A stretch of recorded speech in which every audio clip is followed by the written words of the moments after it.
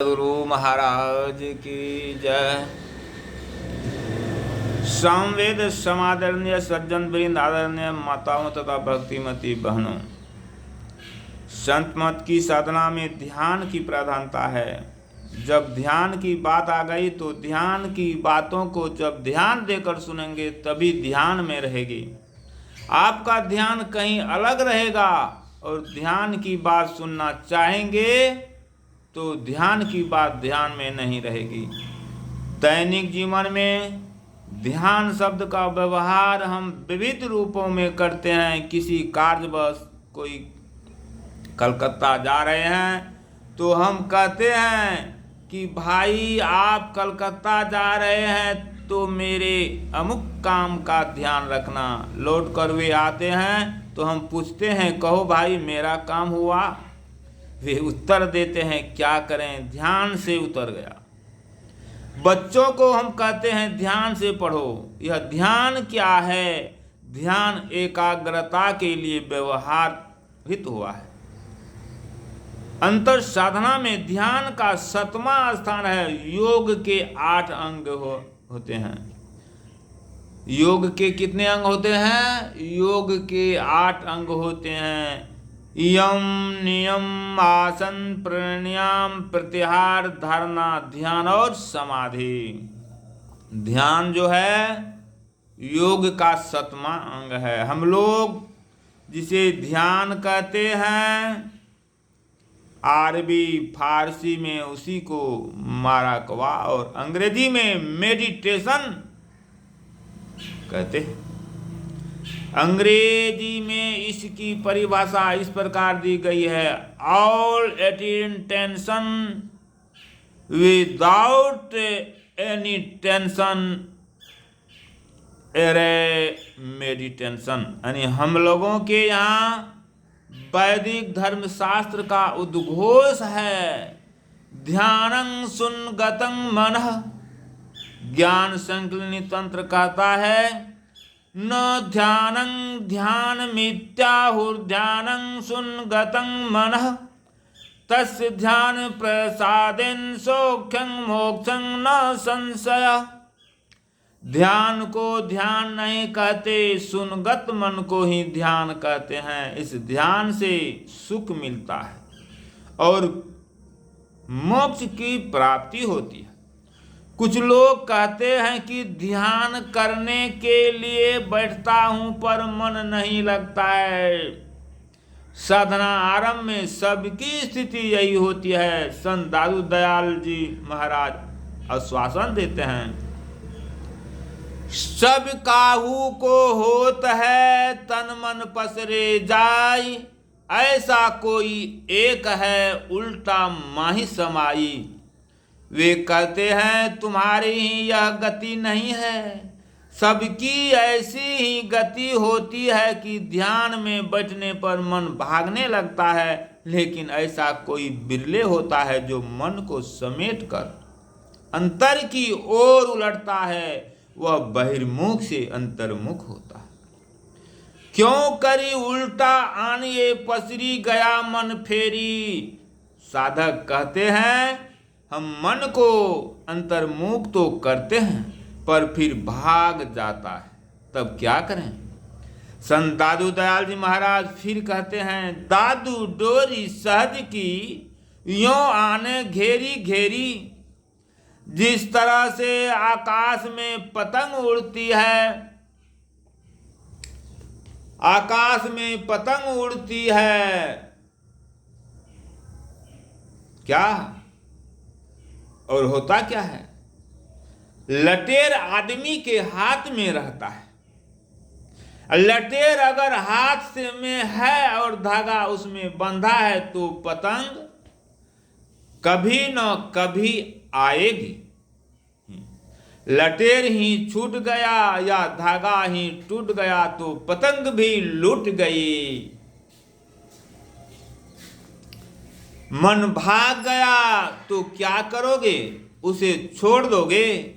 छोड़ो मत, जहां भाग गया है वहां से तोड़ो और अपने लक्ष्य में जोड़ो। इसी का नाम है प्रत्याहार। पहले प्रत्याहार होता है, पश्चात धारणा, तत्पश्चात ध्यान और अंत में समाधि। पर प्रत्याहार यानी प्रति जोड़ आहार। जैसे कोई भावना मन में उठे तुरंत उनको आहार कर जाओ यानी निगल जाओ। अगर तुम उसको नहीं निगलते हो तो वही तुमको निगल जाएगा। प्रत्याहार में हार मत जाओ। हमारे गुरुदेव का आदेश है, जहां जहां मन भागी जाई ताही तह तह से तक्षण फेरी फेरी के लाइए लगाइए ध्येय में आपन। ऐसे ही करी प्रत्याहार धरना धारण करी के अरे हारे में ही और आगे बढ़िए चढ़िए धर धारा धरी के। गुरुदेव ने कितना सुंदर शब्द तक्षण का प्रयोग किया है। मन को यदि तक्षण समेट लेंगे तो आगे बढ़ने में देर नहीं लगेगी, अन्यथा मन कहाँ कहाँ जाएगा और तुरंत में क्या क्या कर लेगा, ठिकाना नहीं है। यह मन बहुत सूक्ष्म है पर बड़ा शक्तिशाली है। संत पलटू साहब ने कहा है, मन नहीं पकड़ा जाए बहादुर जवान है, करत रहे खुरखुंद बड़ा शैतान है। इसको समझने के लिए ध्यान है। किसी मंदिर में जाते हैं तो पहले हम स्नान करके पवित्र हो जाते हैं, फिर मंदिर में प्रवेश करते हैं।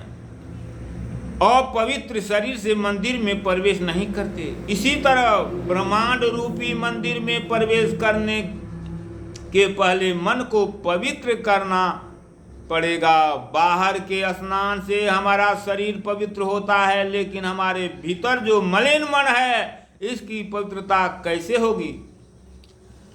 शरीर पर या कपड़े पर मिट्टी लग जाती है तो उसको हम पानी से साफ कर देते हैं।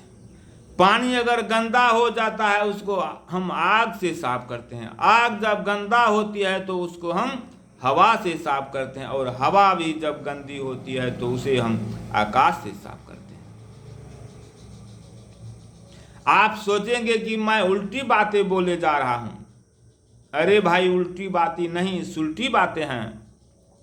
मिट्टी लगी तो पानी से साफ कर दिया, मिट्टी साफ हो गई। ठीक उसी तरह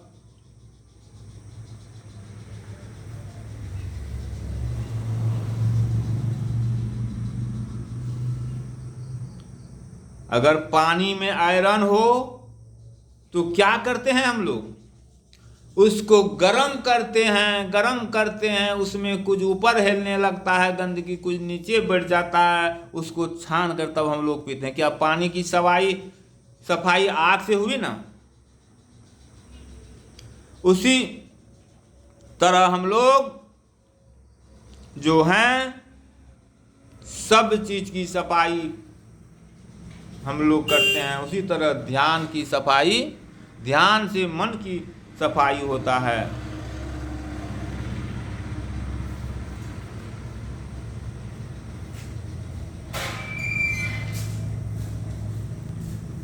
ध्यान से मन की सफाई होता है।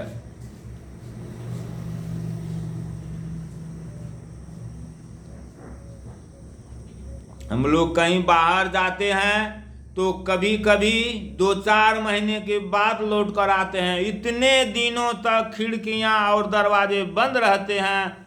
लौट कर जब आते हैं तो कमरे की हवा गंदी हो जाती है, कमरे से दुर्गंध आने लगती है। आते ही सर्वप्रथम हम सभी खिड़कियां दरवाजे खोल देते हैं।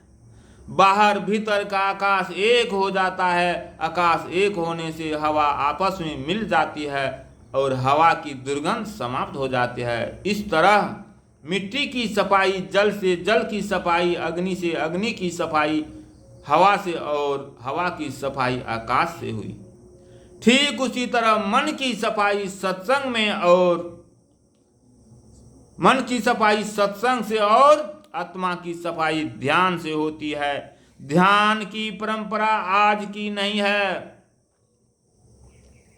ध्यान की परंपरा आज की नहीं है।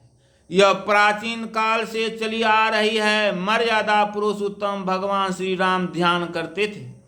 उन्होंने हनुमान जी को ध्यान करने का निर्देश दिया था। भगवान श्री कृष्ण भी ध्यान करते थे। उन्होंने अर्जुन और उद्धव जी को ध्यान करने की क्रिया बतलाई।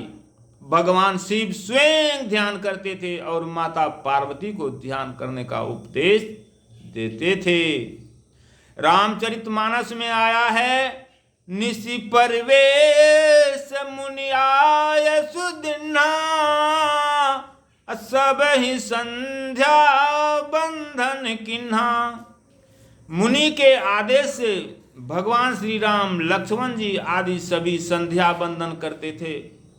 वैदिक धर्म में त्रिकाल संध्या करने की परंपरा है। ब्रह्म मुहूर्त में, दिन में स्नान के बाद और संशय काल। श्रीमद् भागवत में आया है, ब्राह्मे मुहूर्ते उत्थाय वायुर्प्रस्पृश्य माधवः, दध्यो प्रसंकरन् आत्मानं तं स परम।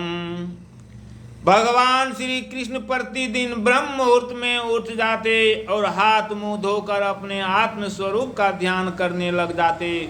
उस समय उनका रोम रोम आनंद से खिल उठता था। किसी समय जंगल में बैठकर समीक मुनि ध्यान कर रहे थे। राजा परीक्षित शिकार खेलने के लिए जंगल गए। उन्होंने एक मारा हुआ सांप उनके गले में डाल दिया था। मुनि के एक शिष्य ने राजा को श्राप दे दिया। यह कथा सर्वविदित है। स्वामी दयानंद जी महाराज ने त्रिकाल संध्या का आदेश दिया है। वे स्वयं भी त्रिकाल संध्या करते थे। आज यदि आर्य समाज के लोग त्रिकाल संध्या नहीं करें तो स्वामी दयानंद के आदेशों का आदर कैसे हुआ।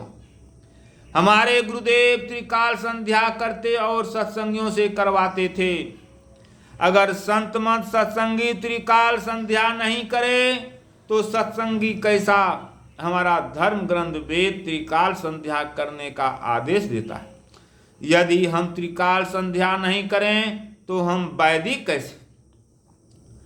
श्री रामचरितमानस बतलाता है कि काकभुसुंडी जी भी ध्यान साधना करते थे। कैसे करते थे। आम चाकर मानस पूजा, तजी हरि भजन काज नहीं दूजा। पीपर तरु तर ध्यान सोधरई, जाप यज्ञ पा करी तर करई। वे जप यज्ञ मानस ध्यान और वे जप यज्ञ मानस ध्यान और सूक्ष्म ध्यान करते थे। भगवान श्री कृष्ण ने कहा है कि यज्ञों में जप यज्ञ सर्वश्रेष्ठ है। जप के भी 4 प्रकार हैं। वाचिक जप, श्वास जप, उपांशु जप और मानस जप। यानी यह जप के 4 प्रकार हैं। मानस जप सब जपों का राजा है। गुरु नाम का मानस जप यदि किया जाए तो यह परम तप है और सब कार्यों को सिद्धि करने वाला है। गुरुदेव कहते हैं, गुरु जाप जपन साचो तप, सकल काज सारणं। पहले मानस जप एकाग्रता पूर्वक करना चाहिए। जिस तरह से भगवान बनाने के पहले, जिस तरह भवन बनाने के पहले नींव मजबूत करते हैं, अगर नींव मजबूत नहीं हो तो भवन भव्य नहीं बन सकता। उसी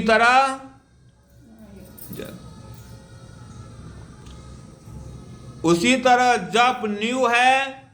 जप का मंत्र लंबा नहीं हो। गोस्वामी तुलसीदास जी कहते हैं, मंत्र परम लघु जासु बस विधि, हरिहर सुर सर्व महामत गजराज कहाँ, बस कर अंकुश खर। हाथी बहुत बड़ा जानवर होता है लेकिन उसको वश में करने वाला अंकुश बहुत छोटा होता है। उसी तरह मन बड़ा ऐरावत हाथी है, उसको वश में करने वाला अंकुश मंत्र है। मंत्र का अर्थ है मन को त्राण देने वाला। मन अशांत है, बेचैन है, मंत्र जपते जपते त्राण मिल जाता है, शांति मिल जाती है।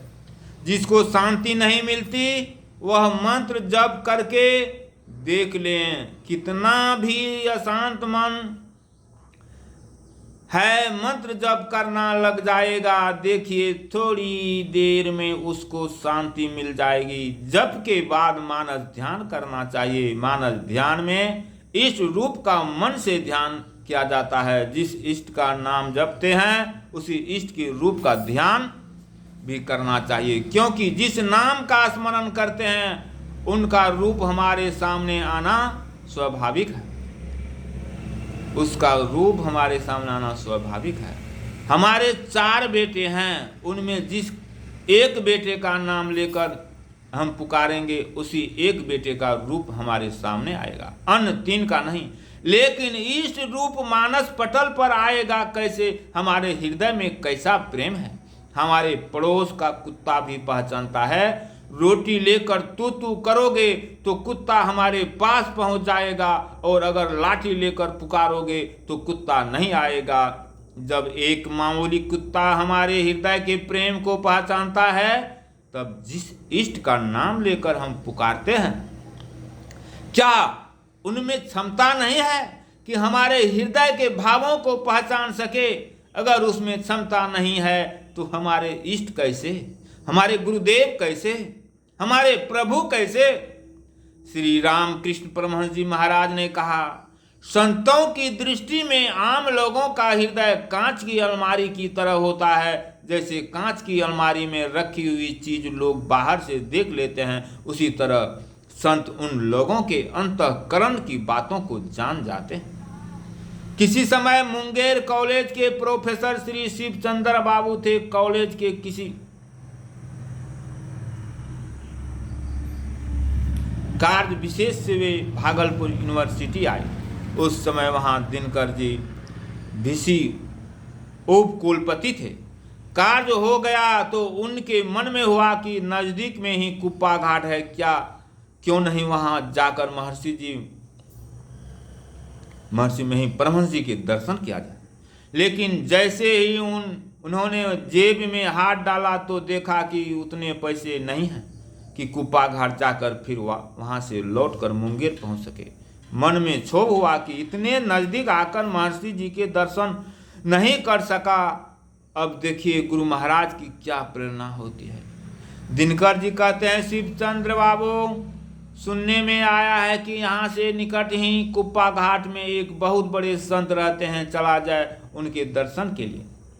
इनके मन में तो था ही, कहा हाँ चला जाए। मैंने कई बार उनके दर्शन किए हैं, बड़े अच्छे संत हैं। इस बार भी मेरे मन में है कि उनके दर्शन किए जाएं। दिनकर जी की गाड़ी में शिवचंद्र बाबू भी बैठ गए। दिनकर जी उनसे पूछते हैं, अच्छा शिवचंद्र बाबू, एक बात बताइए कि मैं यदि उनसे कुछ पूछूंगा तो क्या वे उसका उत्तर देंगे? उन्होंने उत्तर दिया, हाँ, वे बड़े सरल महात्मा हैं, जो आप पूछेंगे वे उसका उत्तर जरूर देंगे। दिनकर जी ने कागज में कर्म से 7 प्रश्न लिखकर कहा, इन 7 का उत्तर उनसे लेने हैं। वहां से गाड़ी चली। दोनों सज्जन आश्रम में उतरे। गुरु महाराज के श्री चरणों में प्रणाम निवेदित कर दोनों ने एक दूसरे का परिचय दिया। करुणा वरुणालय गुरुदेव ने उन लोगों को संकेत किया बैठने के लिए। वे लोग बैठ गए। कुशल समाचार ज्ञात होने के उपरांत उनकी जेब में लिखित प्रथम प्रश्न का उत्तर बिना पूछे गुरुदेव दे देने की कृपा करते हैं। जैसे ही प्रथम प्रश्न का उत्तर उनको मिला, वैसे ही वे आश्चर्यचकित होकर शिवचंद्र बाबू की ओर देखने लगे। जब कर्म से उनको 7 प्रश्नों के उत्तर बातचीत के कर्म में मिल गए, तब तो उनके आश्चर्य का ठिकाना नहीं रहा। वे कहने लगे कि वस्तु तो महर्षि जी हृदय की बात जानते हैं। यदि मानस ध्यान एकाग्रता पूर्वक ठीक ठीक किया जाए तो मानस ध्यान करना आसान हो जाता है, आसान हो जाता है। मानस ध्यान में इष्ट का रूप हूबहू सामने आना चाहिए। यह कैसे होगा?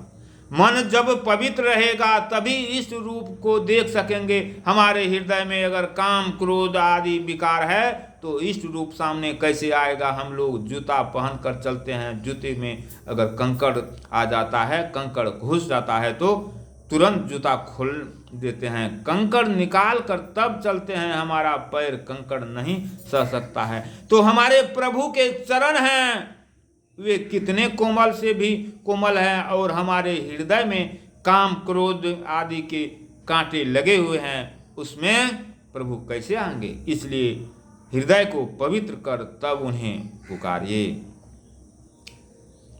श्री सद्गुरु महाराज की जय। आप लोग इस प्रवचन को सुनेंगे तो अवश्य इसको चैनल को सब्सक्राइब करेंगे, बहुत लाभ होगा। ऐसा करेंगे तो श्री सद्गुरु महाराज की